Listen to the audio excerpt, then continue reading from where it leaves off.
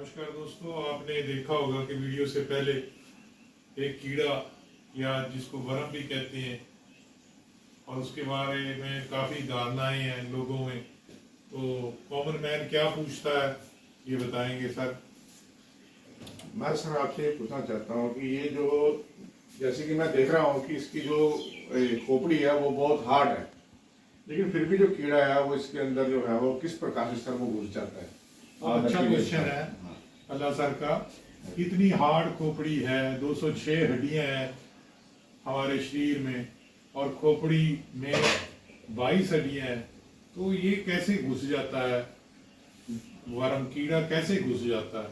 अगर ये खोपड़ी में घुस जाएगा तो कल को कहीं और भी घुसेगा। तो कहने का तात्पर्य, ये जो टेपवर्म है, ये कीड़ा कैबेज में, सोशल मीडिया पे बहुत हाइप है कि कैबेज ना खाओ, पत्ता गोभी ना खाओ।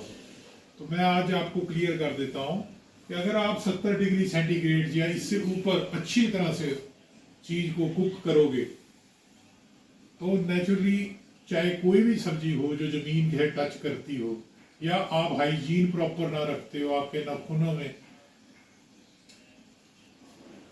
हाइजीन प्रॉपर ना हो, जैसे कई लोग सोच करते हैं आज भी, तो हर बंदा इंग्लिश सीड नहीं यूज करता, तो इसका मतलब उसका कांटेक्ट रोटी से होता है। या कोई वो सेब, संतरा, कोई भी चीज खाता है, फ्रूट, वेजिटेबल, केला, पत्ता गोभी नहीं, अगर उसको प्रॉपर वॉश नहीं करता, अगर वो कुक्ड फूड खाता है तो उसको कुक नहीं करता, जैसे कि सूर का मांस, तो नेचुरली ये टेपवर्म है जो आपने शुरू में वीडियो में देखा।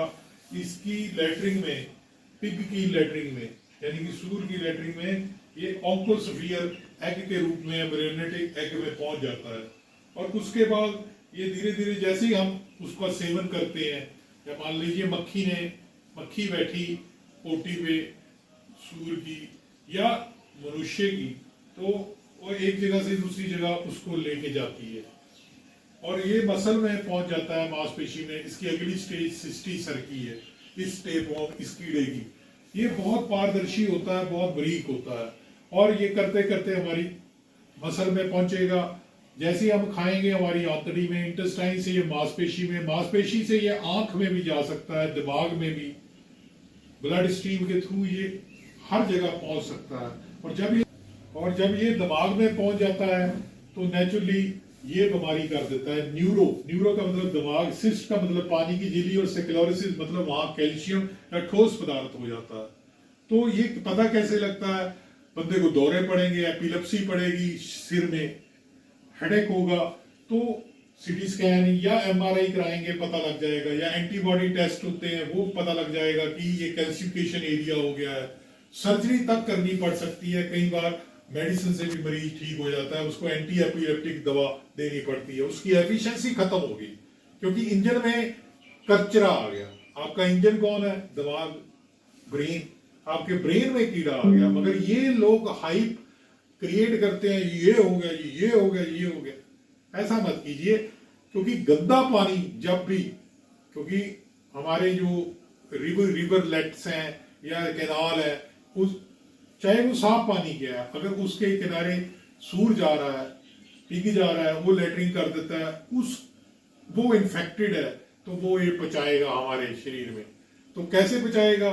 मूली के पत्ते हैं या कोई सेब है, वो लेटरिंग उसको टच कर गई तो उसको हमने बगैर धोए खाया, पत्ता गोभी है या कोई भी सब्जी है, कोई भी फ्रूट है, या पॉर्क होता है, पिग का मांस, अगर हम खाते हैं और उसको प्रॉपर नहीं कुक करते तो नेचुरली ये कीड़ा नहीं मरता, ये ऑन्कोस्फीयर नहीं मरते, और टेपवर्म दोबारा रीजनरेट अकेला, इसका हेड भी अगर रह गया तो रीजनरेट कर जाएगा। ये देखिए, इसके ये इंटेस्टाइन से वैक्यूम की तरह चिपक जाता है, ये हुक्स होती हैं, और ये इसकी ये सेगमेंट है जिसको प्रोग्लोटिड्स कहते हैं। प्रोग्लोटिड्स लैट्रिन में भी आते रहते हैं, उसमें अंडे होते हैं, ग्रेविड प्रोग्लोटिड्स कहते हैं इनको। लगभग 5000 स्पीसीज है टीनिया के। तो टीनिया सोलिन जो मैन का है, डॉग का अलग है, जो डॉग का है, बोविन का अलग है, डंगर का अलग है, और ये 30 साल तक जी सकता है। तो आपका अगर सिर दर्द होता है और आप मोमो या चाउमीन खाते हैं उसमें पत्ता गोभी या दूसरे वेजिटेबल्स होती हैं, और बंदा हाइजीन नहीं यूज कर रहा। मैं ये बिल्कुल नहीं कह रहा हूं कि आप कैबेज ना खाओ, मैं ये नहीं कह रहा कि केला कैबेज में ही न्यूरोसेक्सुलोसिस हो सकता है, तो वो किसी भी फ्रूट को अनहाइजीनिक तरीके से रखा हुआ है रेडी पे, वहां पे लोग शौच भी करते हैं, डिस्पोजल सिस्टम नहीं है सीवरेज का, तो ये अंडा पहुंचेगा, हवा से पहुंच सकता है, टच अनहाइजीनिक कंडीशन से पहुंच सकता है। आपको साफ सफाई रखनी है, नेल्स काट के रखने हैं आपने, और कोशिश कीजिए कि सीवरेज सिस्टम को अपनाइए। ये देखिए कि बंदा सीटी स्कैन एमआरआई तक पहुंचेगा और बाद में कल को उसको मैरिज लाइफ में भी प्रॉब्लम होगी।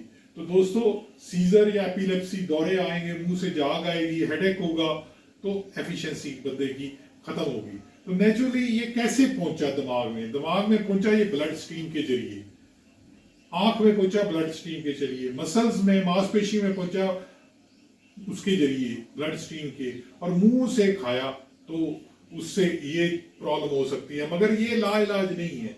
मगर ये हाइप ना क्रिएट कीजिए कि पत्ता गोभी ना खाइए, जैसे एक बार हुआ था कि घिया ना खाओ, घिये में से सांप निकल आता है या इसमें से नागमणि निकल आती है, इच्छाधारी सांप, ऐसा मत कीजिए।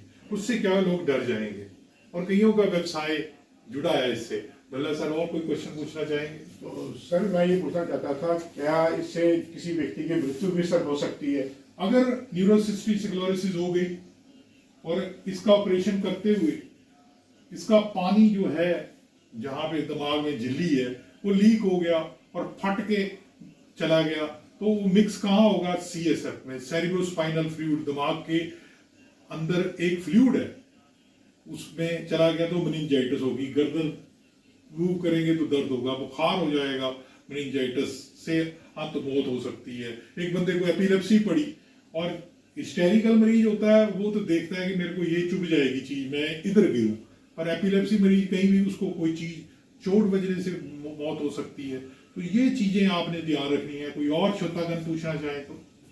नहीं सर, ये आपके द्वारा दी गई जानकारी से सर मैं पूर्ण तरह से संतुष्ट हूँ, और मेरी समझ में अभी ये बात आ गई है कि इससे जो है पत्ता गोभी वगैरह जो है उसको जो है वेजिटेबल्स को वॉश करने के बाद ही जो है उसको लेना चाहिए। आप जो मर्जी हरी सब्जी लो, अकेला पत्ता गोभी को बदनाम नहीं करना, तो उसको प्रॉपर हाइजीन से प्रॉपर बॉयल करना है और उसको प्रॉपर धोना है।